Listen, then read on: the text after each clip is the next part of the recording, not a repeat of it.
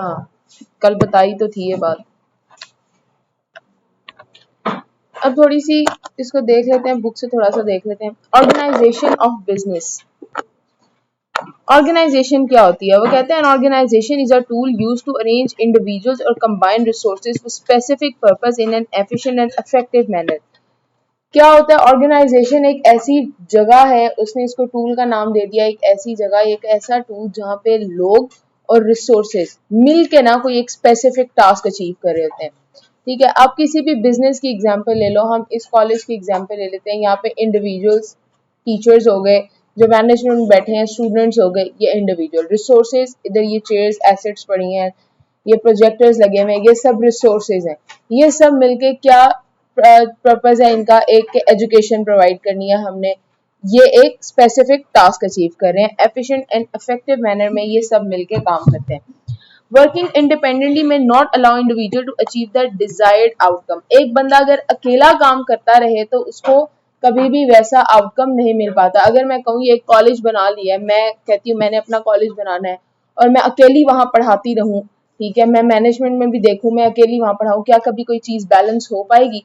कभी भी कोई चीज बैलेंस नहीं हो सकेगी इस तरह। A business organization is an entity formed to carry out activities necessary to achieve its goals and objectives. Business organization एक entity होती है, ठीक है, वो किस लिए बनाई जाती है? ताकि वो ऐसी एक्टिविटीज परफॉर्म कर सके, ऐसे काम परफॉर्म कर सके जो कि उसके पर्पस को, उसके गोल को अचीव करने के लिए जरूरी है। मतलब कि मैं अगर कहूँ कि मैंने पढ़ाना है तो मैं अपने घर में बैठ के कहूँ कि मैंने सीए को पढ़ाना शुरू कर दूँ, तो क्या मेरे पास कोई स्टूडेंट आएगा? इतने स्टूडेंट्स आएंगे? कोई एक आ जाएगा, दो आ जाएगा, हद इससे ज्यादा कोई स्टूडेंट्स आएंगे मेरे पास? नहीं आएंगे। उसके लिए मुझे प्रॉपर एक स्ट्रक्चर बनाना पड़ेगा। अगर हम किसी और इंस्टीट्यूट की भी एग्जाम्पल लें, अब्दुल्ला आप आगे आके बैठ जाओ, मैंने आपको पहले भी कहा था आपने मेरी क्लास में आगे बैठना है।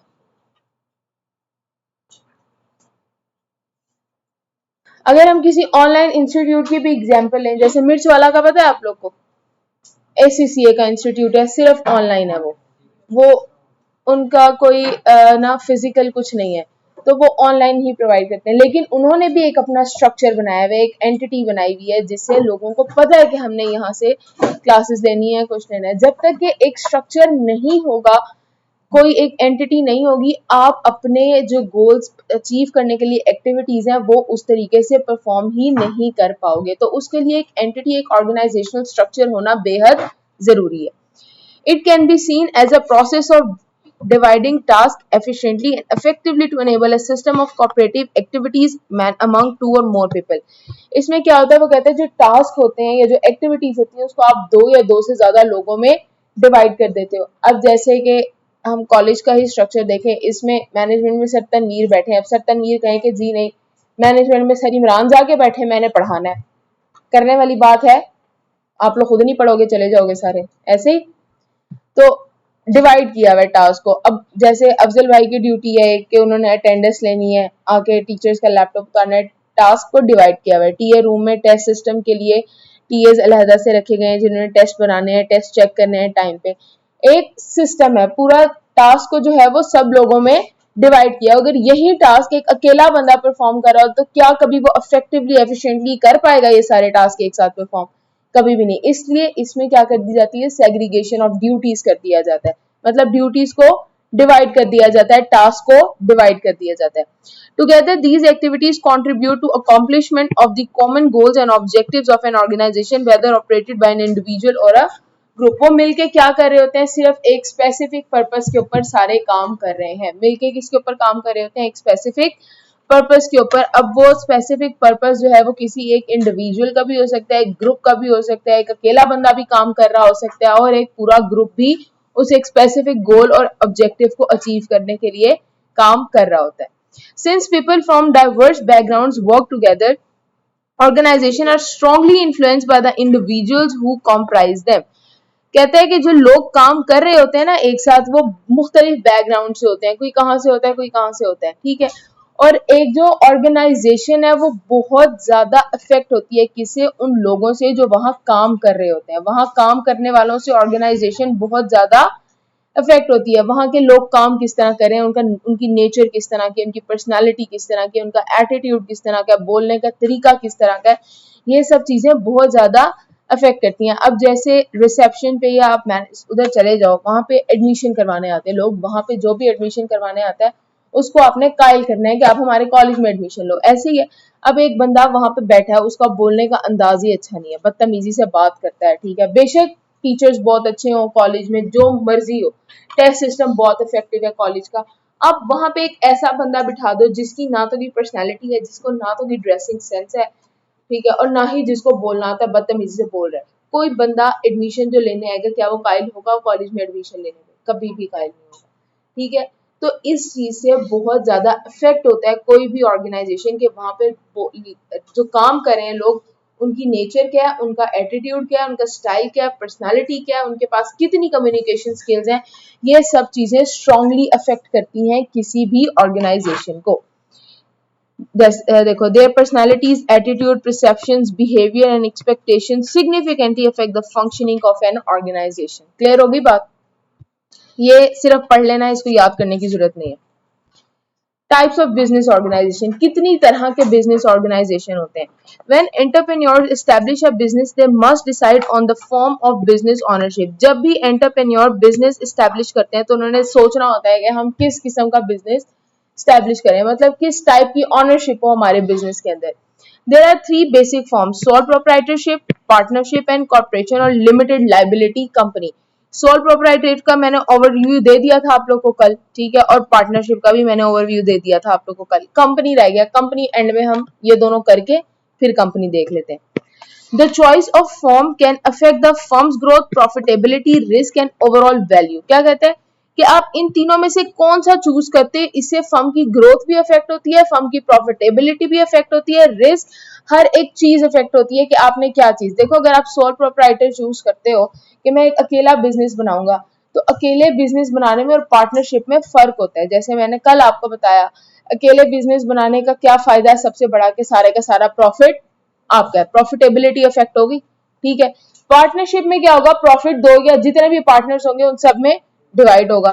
दूसरी चीज, आप इंडिपेंडेंट होते हो सोल प्रोप्राइटर में, ऐसे है इंडिपेंडेंट होते हो, हर डिसीजन आप अपनी मर्जी से कर सकते हो, किसी को रखना है किसी को निकालना है, हर डिसीजन आपका। पार्टनरशिप में ऐसे कर सकते हो, जब तक कि दूसरा पार्टनर नहीं मानेगा आपको इजाजत नहीं है कि आप मेजोरिटी भी पार्टनर मान जाए और एक पार्टनर राजी ना हो तब भी आप उसमें एडिशन या सब्ट्रैक्शन नहीं कर सकते अपने बिजनेस में। ये बात पार्टनरशिप एक्ट में लिखी हुई है। अगर 4 पार्टनर है, 3 राजी हैं एक बात पे, एक राजी नहीं है, तब भी अलाउ नहीं है कि आप अपने पार्टनरशिप में कोई चीज ऐड या सब्ट्रैक्ट कर पाओ। पार्टनरशिप इसलिए बहुत खराब चीज है, ठीक है।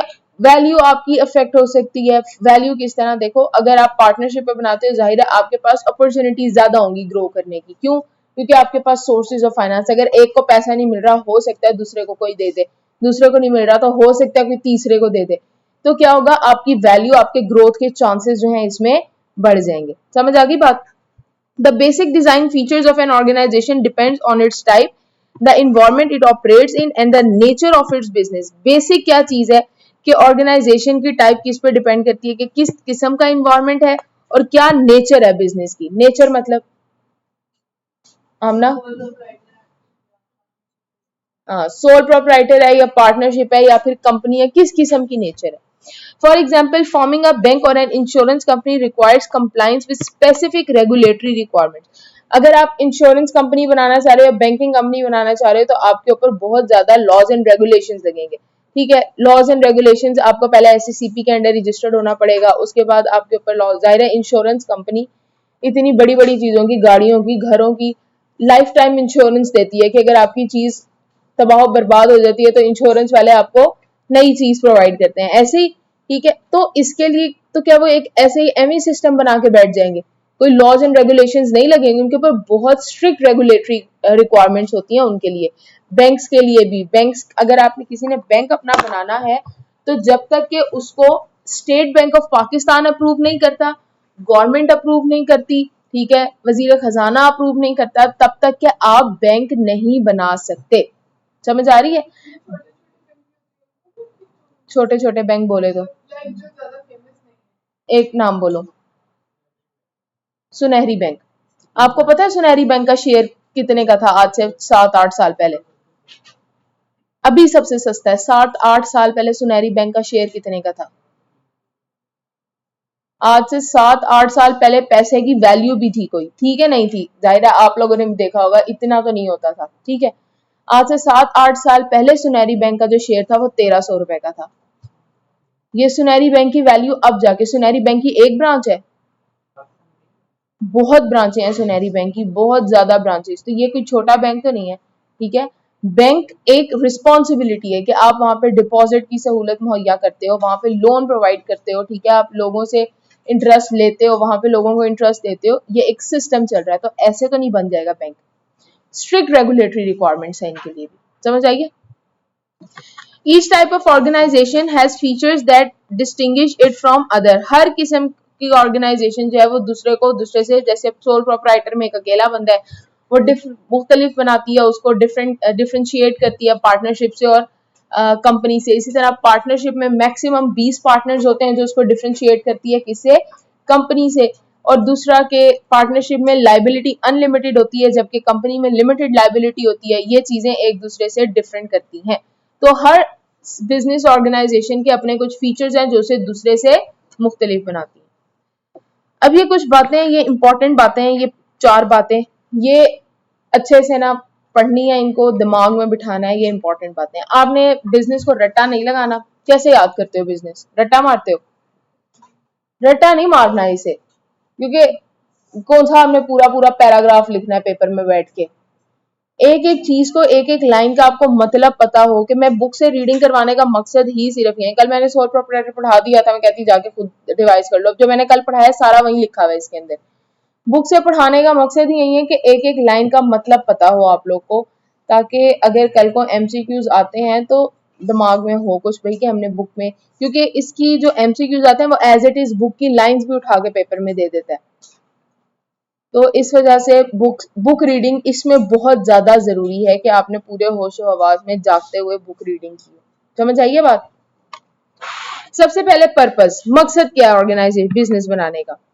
ऑर्गेनाइजेशन हैव डिफरेंट पर्पसेस हैं। Business organisation exist to make a profit. Business organisation क्यों बनती है? ताकि वो क्या बना सके? Profit. While public sector organization aim to provide benefits to public sector organization कौन सी होती हैं?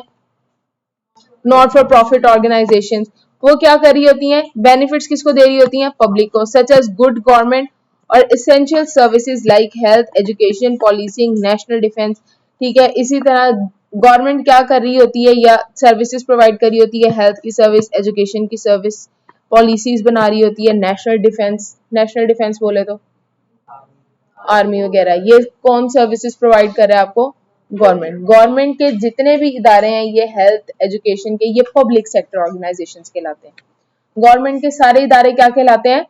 Public sector organisation. इसके बाद है ownership. Organisation have different types of owner. Companies are owned by their shareholders. Company के owners कौन होते हैं? Shareholders. Public sector organisation के ऑनर्स कौन? ऑन बाय कौन ऑनर और कर रही होती है इसको?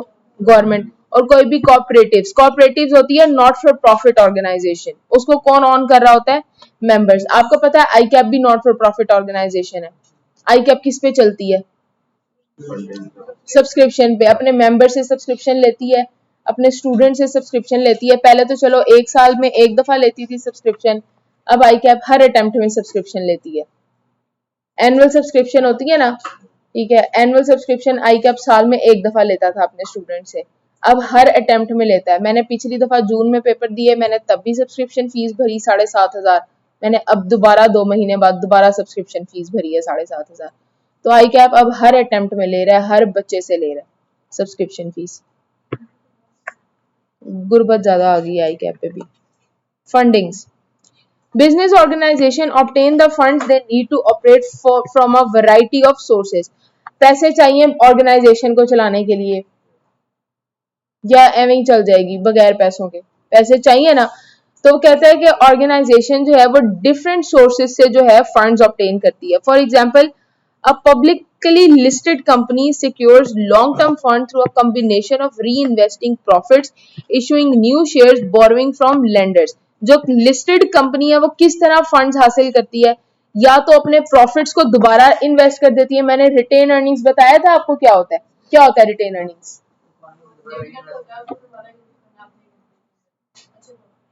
डिविडेंड होता है। अनडिस्ट्रीब्यूटेड प्रॉफिट जो होता है ना, जो प्रॉफिट हमने डिवाइड नहीं किया होता, बचा के अपने पास रख लिया होता है। रेजिडुअल प्रॉफिट, जो बचा खुचा प्रॉफिट होता है, जो अनडिस्ट्रीब्यूटेड प्रॉफिट होता है हमारे पास, उसको हम क्या कहते हैं? रिटेन अर्निंग्स कहते हैं। वो जो बचा हुआ प्रॉफिट हमारे पास एक हमारी सेविंग होती है, या तो हम अगर पैसों की जरूरत पड़ी है, हमने वो पैसा उठा के दोबारा से इन्वेस्ट कर दिया कंपनी में। एक ये तरीका है सोर्सेज ऑफ फाइनेंस ऑप्टेन करने का। दूसरा तरीका, नए शेयर्स इशू कर दो, लोग इस शेयर खरीदेंगे, पैसा कंपनी को आएगा। ऐसे हो सकता है ना, नए शेयर्स इशू कर दो। उसके बाद या तो फिर आप बाहर से उधार पे पैसे ले लो। बाकी ये तीन चीजें हम अगले 4th चैप्टर के अंदर बहुत अच्छे से पढ़ेंगे। चैरिटीज रिलाई ऑन मिस होती है, नहीं लिमिट होती है,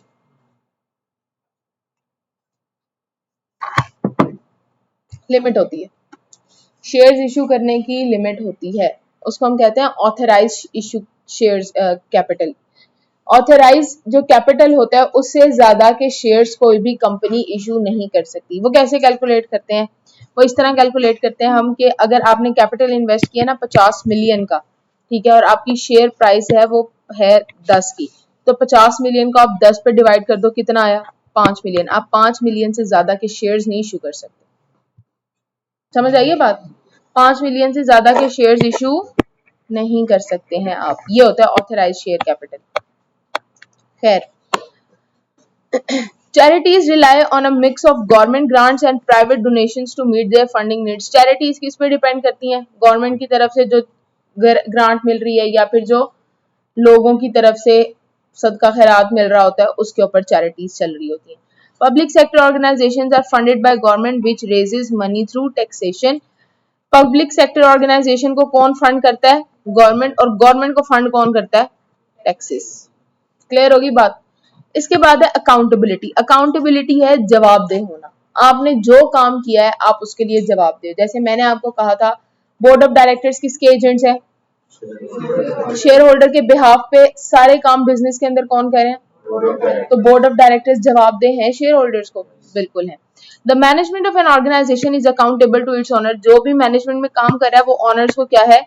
जवाबदेह। For achieving the goals object organisation goals and objective. Organisation के गोल्स और ऑब्जेक्टिव्स के ऊपर जो भी काम करें उसके लिए वो ऑर्गेनाइजेशन के ऑनर्स को जवाबदेह हैं, सारे के सारे जवाबदेह हैं। For example, the director of a company are accountable to the shareholder for its financial performance. Financial performance क्या होती है?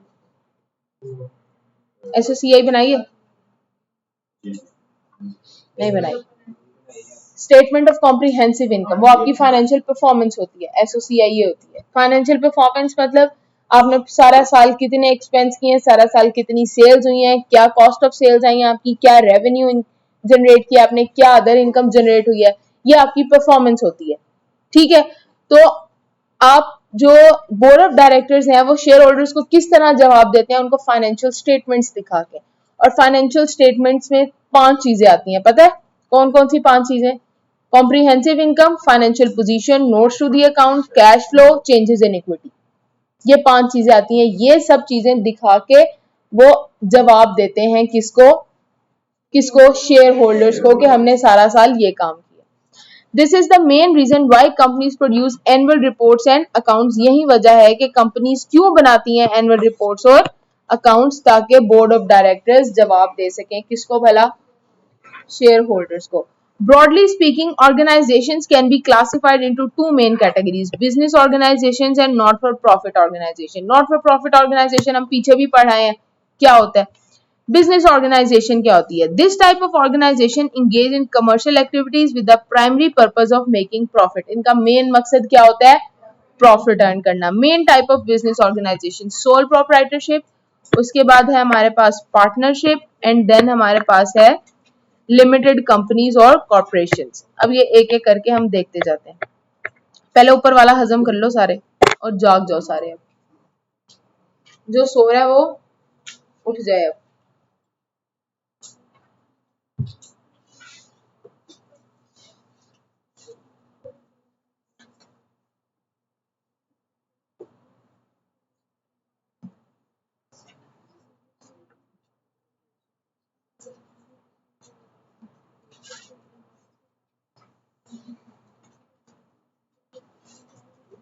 जाग गए हो? करें स्टार्ट? कौन बताएगा कल हमने सोल प्रोप्राइटर में क्या पढ़ा था?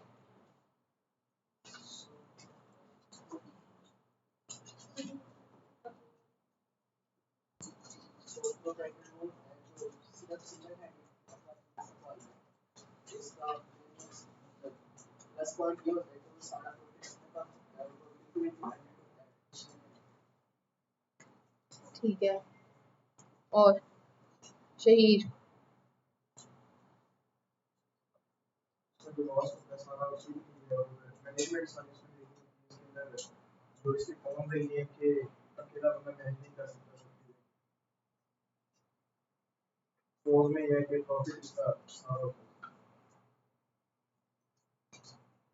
ये सब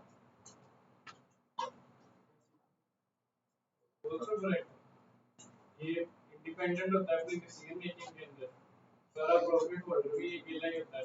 इसके डिसएडवांटेज होते हैं, इसकी अनलिमिटेड लायबिलिटी अप्लाई होती है, और अगर कोई एम्प्लॉय चले जाए तो मैनेजमेंट का सारा इफेक्ट भी इसी के ऊपर। समझ आइए, ये कल हमने बातें पढ़ी थी। अब इसको देखो, A sole proprietor is an individual who owns and operates his or her own business. कौन होता है जो कि अपना बिजनेस खुद ऑपरेट कर रहा होता है?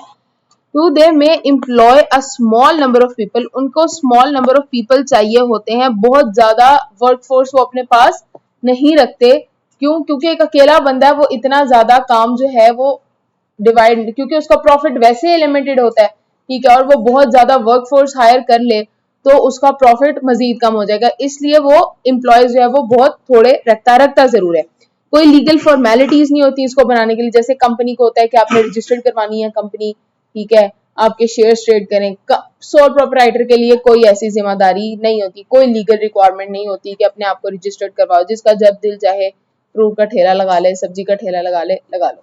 बिजनेस ही है ना अपना, आप फ्रूट्स बेच रहे हो या सब्जी बेच रहे हो, बिजनेस ही है, बिजनेस कर रहे हो, ठीक है। कोई फॉर्मल लीगल फॉर्मेलिटीज की जरूरत नहीं है सोल प्रोप्राइटरशिप को बनाने के लिए। Any profit made after tax belong entirely to the owner, जितना भी प्रॉफिट आफ्टर टैक्स होगा वो सारे का सारा किसका है? ऑनर का होगा। प्रॉफिट आफ्टर टैक्स क्या होता है? गवर्नमेंट को टैक्स पे करने के बाद जो भी प्रॉफिट बचा वो सारा किसका है? ऑनर का।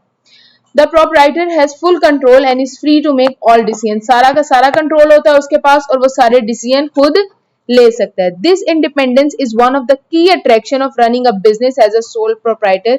ये इंडिपेंडेंसी जो है ये एक की अट्रैक्शन है, बुनियादी जो मतलब लोगों को चीज अट्रैक्ट करती है ना कि हम आजाद हैं अपने बिजनेस में, किसी से डिसीजन लेने की जरूरत नहीं है, किसी से मशवरे की जरूरत नहीं है, ये एक की अट्रैक्शन है जिसकी वजह से लोग अकेले कारोबार करते हैं। समझ आइए बात?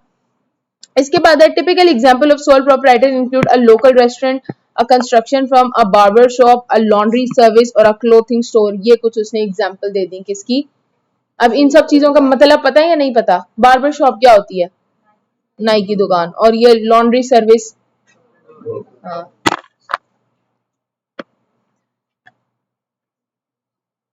उसके बाद वो कहते हैं sole proprietor must be willing to accept full responsibility of their business. Sole proprietor ने जितनी भी बिजनेस की रिस्पॉन्सिबिलिटीज हैं वो सारी की सारी बिजनेस परफॉर्मेंस की रिस्पॉन्सिबिलिटीज का जिम्मेदार कौन होगा?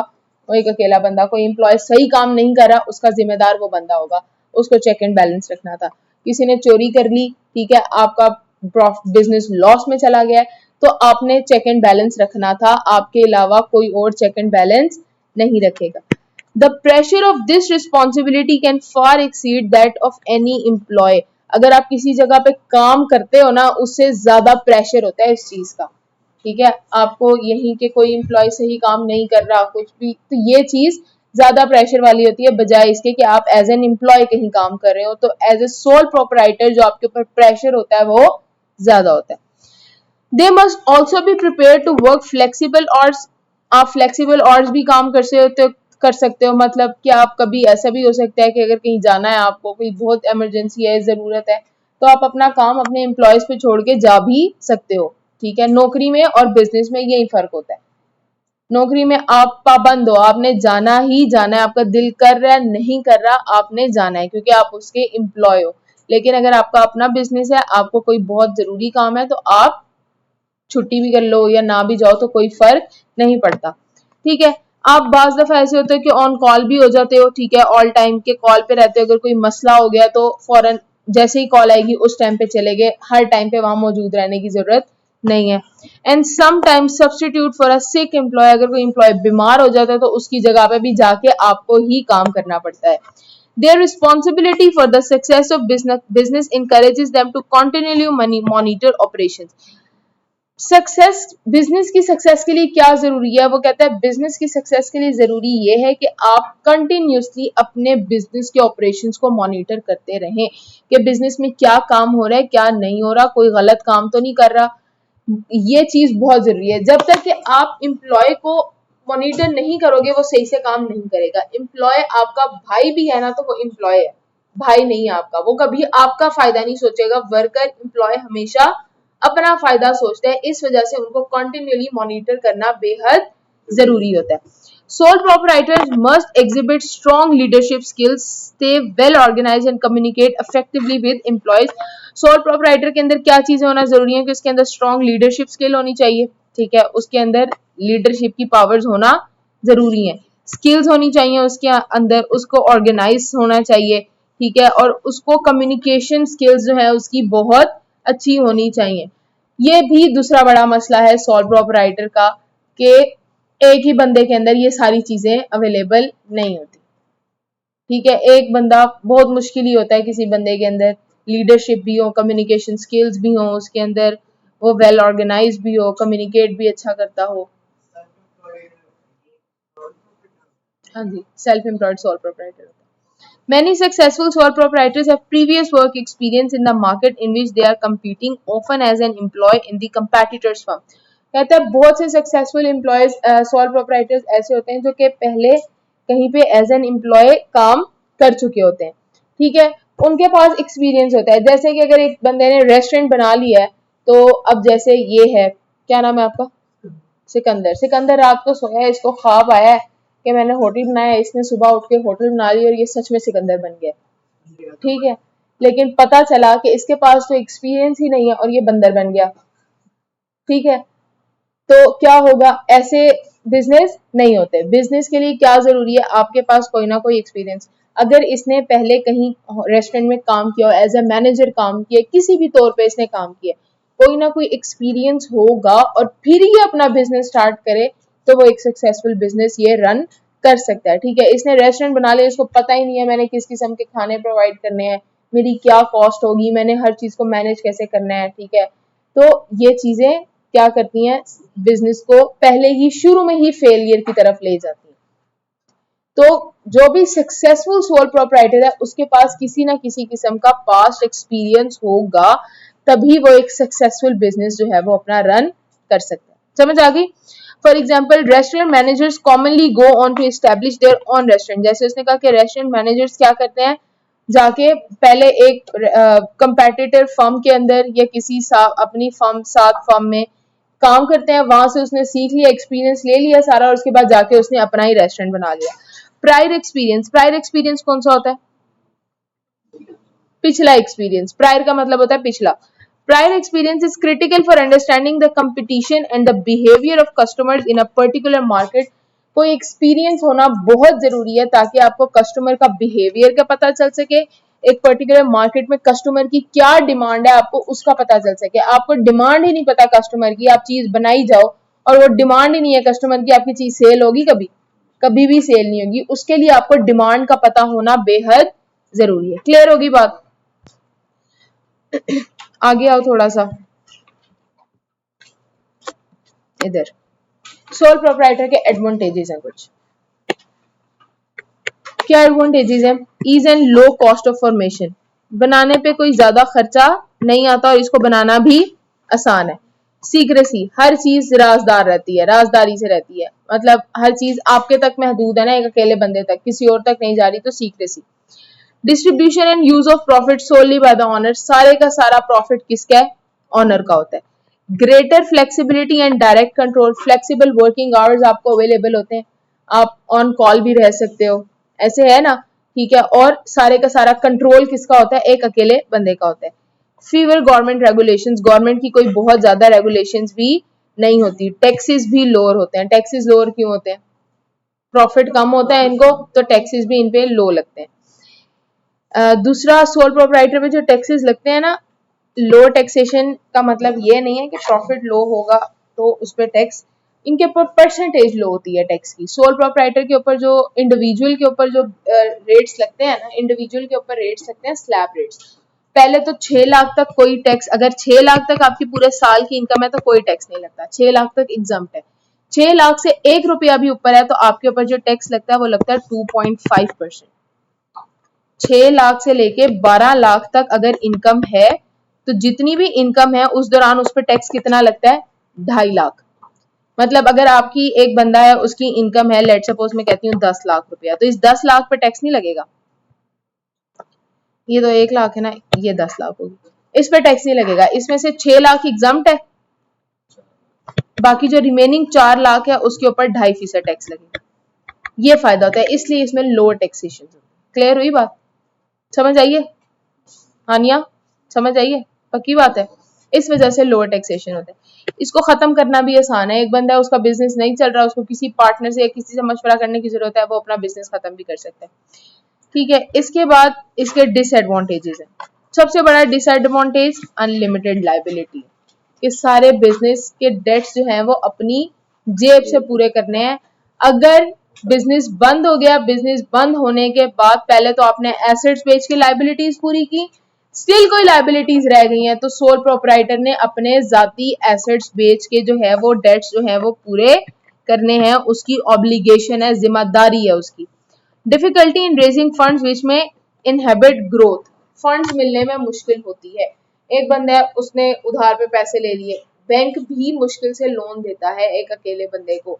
वो जितने मर्जी एसेट सिक्योर करवा ले, जो मर्जी गिरवी रखवा ले, जो मर्जी प्लेज करवा ले, बैंक भी एक हद से ज्यादा लोन प्रोवाइड नहीं करती है। आपने एक दोस्त से मांगा, दूसरे दोस्त से मांगा, कितनों से मांगोगे? फंड्स मिलना इसमें लिमिटेड होते हैं। शेयर्स तो आप इशू कर ही नहीं सकते इसके अंदर, जो कहो मैं शेयर्स इशू करके फंड रेज कर लूंगा, तो इसमें फंड्स मिलना, फाइनेंस मिलना एक मुश्किल मरहला होता है। लिमिटेड स्किल्स होती हैं इसके अंदर, एक ही बंदा होता है, कितनी कोई स्किल्स और एक्सपर्टीज होंगी उसके अंदर, ये दूसरा बड़ा मसला। लैक ऑफ कॉन्टिन्यूटी, ठीक है, लैक ऑफ कॉन्टिन्यूटी का मतलब आपके मर जाने के बाद क्या होगा? कौन कंटिन्यू करेगा इसे? औलाद भी नहीं है आपकी, कुछ भी ना हो तो फिर कौन कंटिन्यू करेगा इसे? ये मसला आता है इसके अंदर। फिर difficulty in attracting qualified employees due to limited long term opportunities.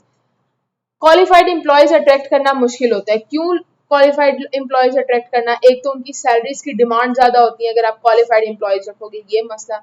दूसरा, आप ये श्योरिटी उनको नहीं दे सकते कि हम आपको लॉन्ग टर्म अपने साथ रखेंगे। अगर कभी ऐसा होता है सोल प्रोप्राइटर में आपकी कॉस्ट ज्यादा हो रही होती है, आप एम्प्लॉयज को निकाल देते हो, ये भी मेन वजह होता है कि आप लॉन्ग टर्म उनको अपने साथ नहीं रख पाते। इस वजह से भी एम्प्लॉयज जो है वो छोड़ के चले जाते हैं, आपको क्वालिफाइड एम्प्लॉयज मिलना मुश्किल होता है।